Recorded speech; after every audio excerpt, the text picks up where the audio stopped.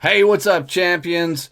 Welcome to Growth Mode. I'm your host, Donnie Bovine, the CEO and founder of Success Champions. I spent 20 years in the straight commission sales game before I jumped out on my own and launched my company, Success Champions. Now, 3.5 years in, we're learning to continue how to scale and grow a business. Hanging out with me, as always, is my buddy Kevin Snow, the sales and automation tactician and genius. This dude is a wizard behind the scenes where you always want to keep him at making everything work when it comes to the operational side of your business and the sales game. On this show, we talk about business development, sales, scaling a business, and all things to help you go big and really do some cool things. What are we talking about on this episode, Kevin? It's gonna be that kind of day, is it? All right, so today we're going to talk about the truth about being an entrepreneur. What it is, what people think it is, and what it actually isn't.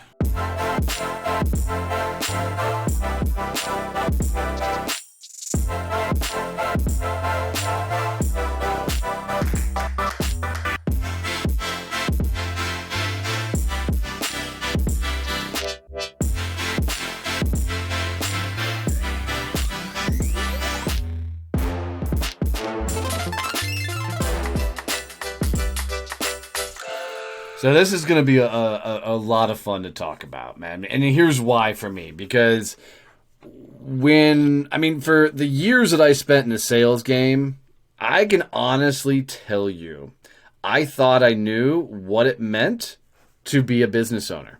I really thought I knew what it meant to be an entrepreneur. I can tell you without a shadow of a doubt that I was fucking clueless. Yep. To what it really took to do all this. So I think it'll be fun to explore both of our journeys and what that transition looked like. And for me, it was very much a eye-opening experience. So here's some of the things I think they don't tell you about being an entrepreneur. One, there's no such thing as 8 to 5. Flat out, 8 to 5 is not a thing when you run your own business. Second thing is there's no such thing as work-life balance. You're never, ever going to stop thinking about the business. And 3, you are going to realize how many of your friends and families have never run a business or been a business owner as soon as you do this, because they're going to freak the fuck out when you jump in the game. And I know Kevin and I both experienced that early on. They just don't get it and don't understand it. Do you agree with those 3? I do, and I would add in the whole idea that being self-employed does not make you an entrepreneur. Oh, well said. Well said. And that came from a conversation I had with one of my really good friends from overseas. We were talking about, and this is back when I started Time on Target, and came back from the deployment and had nothing going on in my business. And he was the first one who gave me the realization that I had created a job, not a business. And the whole idea that if your business can't survive with you being gone, it's still a job. You've created a job that you do. It's not a job that someone else is paying you to do. It's a job that you're now paying yourself to do. Dude, I love that you said that, because I had that almost the same conversation. I was about 7 months into the business, sat down with a buddy of mine, and I was telling him everything you did. And his words were, if you're the only person in your company that can do it, you have a job and not a business. The second thing he said was, if it's not a duplicatable thing, then you have a job and made a business. And I realized that I had built a really shitty job for myself. Because who the fuck wants a job where you work 90 to 120 hours a fucking week? You're stressed out, you're broke, you're not figuring things out. And that's just a phenomenal point. And I know I can already hear the listeners going, but I can't afford to outsource. I can't afford to have people come in and do all the shit. You can. And if you haven't, go back and listen to the episode where we talk about how I get all people to do all kinds of shit for me for free. I forget what episode it is, but, Greg, put that in the freaking comments somewhere for us.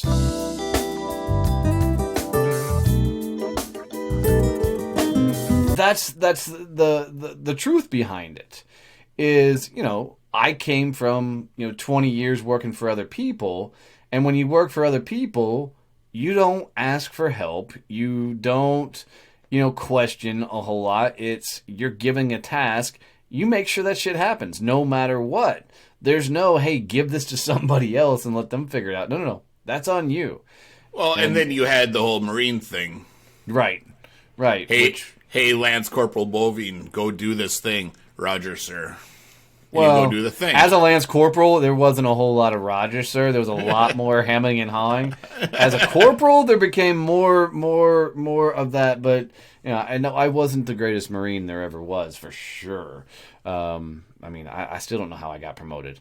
But when it comes to the end of the day, but there's a lot of that. Is you're told to go in a direction, you go that direction. And you make it happen. And in business, if you hold to that same mindset, you're going to create a really, really shitty job for yourself. And I think that was a huge realization outside of how lonely it can really be running your own company. I mean, I had nobody in my life that was doing business. So if I bitched and moaned, if I complained, if I had problems, I had issues, the responses from friends and family, they meant well, but oftentimes the responses were, well, why don't you just go get a job? No, that's not what I'm looking for. I'm looking for advice, but I was looking for advice from people that couldn't give it. Yep.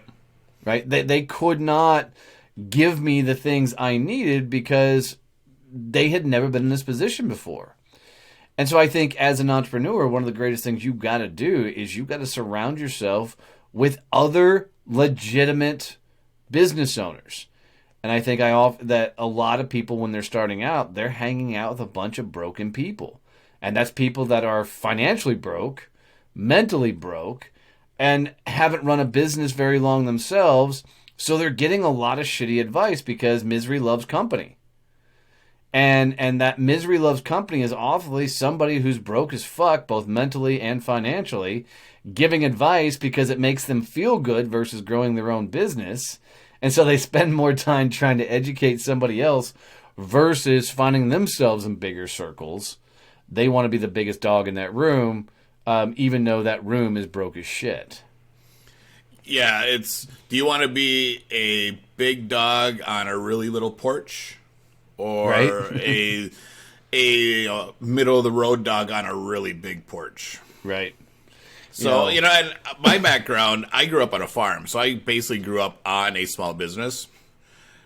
But it was a completely different type of business than what I'm doing now or what what people traditionally think of when you say you own a business. They made, and looking back on it, and I was just kind of going through, it's like, all right, so they made all the same type of business decisions I make and you make on a daily basis, but it was just around a whole different type of product set. It was all, when do we sell this? What do we sell next year? It's all product-based decisions and everything, but it still was really hard for that to translate into running this type of business and scaling a sales and automation consulting firm. Versus how do you scale a farm? We buy more land. We buy more stuff. That's how you scale. Instead of 100 head of cattle this year, we're going to buy 200 feeders this year. So, yeah, that's a great point. I grew up between age 6 and 11 on a farm in Kansas, and we didn't even own the land. We rented a house. We helped, throw hay bales, and we helped with the horses and cattle and stuff. So I didn't even get to see the business side of that.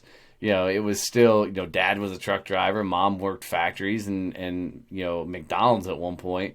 So it was a lot of figuring out, how do we make enough money to pay the bills It wasn't how do we figure up enough money to buy the next thing so we can go bigger, all the way through. So, and I took a lot of that mindset into business early on, because when you have a job, you work to pay the bills.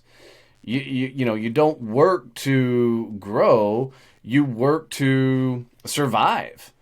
And, flipping over to an entrepreneur, if you work to pay the bills, you're going to stay fucking broke, right? You have to work towards what is that growth thing? Is that new equipment? Is that new machinery? Is that more marketing? Is that more sales? You have to start changing up working for yourself in all aspects and start working towards building a business and not a paycheck. Yeah, in our businesses, we have specific milestones set. We understand that, hey, we need to get to this point because this allows us to do this. And I think that's really key. For my business, it is I need to be at this point of revenue, which means I can hire someone that's going to now do this for me. Very much so. I mean, and we talk about it quite often of, this is where we've got to be able to do the things we want to do. And, that gives you a target to aim for. But it also keeps you from doing stupid shit. There's oftentimes I want to invest in other things and bigger programs and do these things. And Kevin often reminds me, he's like, dude, we'll do that when we get to here. Right. Or I have to remember, hey, we're pulling that trigger when we do this, and we accomplish that. And that allows for a moment of time to not jump in and purchase things you're not ready for or do the things you're ready for. And it gets you thinking like a CEO. And I don't know, I think I get talking to a lot of people and their main concern most times is how do I get my next client? And I think that's an employee mindset versus how do I scale my business, which is a completely different framework when it comes to being an entrepreneur. Yeah, I think so. And one of the big things I see with some of our members is they put the cart before the horse. So they haven't even figured out how to get their clients. And they're already trying to go big. I'm like, you need the first step. You need to be able to consistently be adding clients. And then think, all right, so now I got that figured out. Now how do I go big? How do I go even bigger with this? If we would have tried when we were launching Success Champions Networking, if we would have tried to go like nationwide right away, it would have blown up and we would have fallen flat on our face. Agreed. We started in your backyard in a relatively safe environment where it was not going to impact your reputation or the brand if the first couple chapters didn't work. Yep. We figured out the process and then we said, all right, now we're going to break stuff. Yeah. And we broke a lot. Yeah. But I think that's part of being an entrepreneur is an employee, you don't screw anything up, right? Yep. Because if you screw anything up, you get fired. As an entrepreneur, as a business owner, you have to be breaking shit. You have to fail at stuff because otherwise you can't scale. You can't grow because if things are not breaking, then you're not learning. You're not figuring out what's that next level of shit you need to be doing. So it becomes a series of safe bets, and safe bets is what employees do, not business owners, not being an entrepreneur. Yeah, we do that all the time. Every time we come out with a new process or idea. If it's technology, I break it. Well, even if it's not technology, we still break it. And that's true. And we've created this culture in the Success Champions world of, break things. We want people to break our stuff and figure out what's wrong and then come to us and say, well, here's how you fix it. Yes.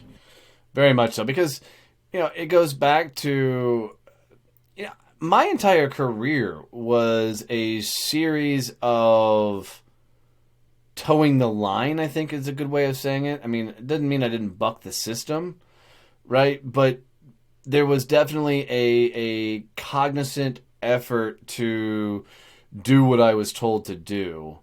I may have not always done it the way they told me to do it, for sure. What the hell are you laughing at? I am just trying to picture this young Donnie Bovine that's being compliant and doing what he's told. I may message your mom and ask if this is a real thing that ever actually happened. But you got to remember, there was two Donnies. You know, there was work Donnie and then there was home life Donnie. You know, so work Donnie, you know, worked.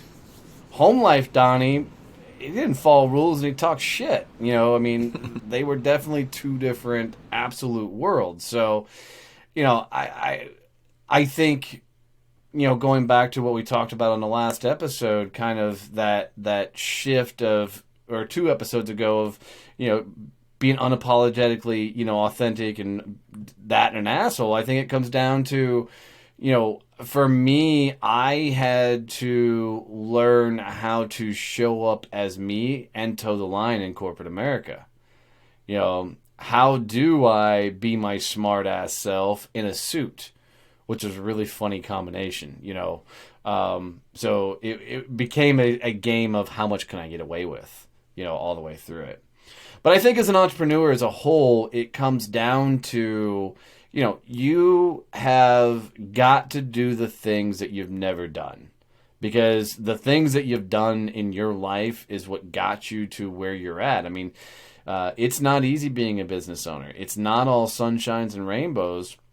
And most people, I think, will succeed at owning a business. I hate the whole, you know, average businesses last 3 to 5 years bullshit. I think it comes down to the individual. I mean, there's always circumstances, you know, like COVID coming through and shutting down restaurants and everything. That's out of their control. There's nothing they could have done most times to fix that. But for most service-based businesses, I mean, really at the end of the day, it's those who can outlast all the others that would have thrown in the towel. So being an entrepreneur is literally putting yourself in situations where you're forced to learn, thinking like a CEO and not thinking like an employee. So as always, guys, if you guys learned anything in this, got any tips, tricks, any value out of this whatsoever, do us a favor and help somebody else subscribe to this show. It means everything in the world to us, and we'd appreciate the hell out of it. Stay out of trouble, and we'll catch you next time. See ya.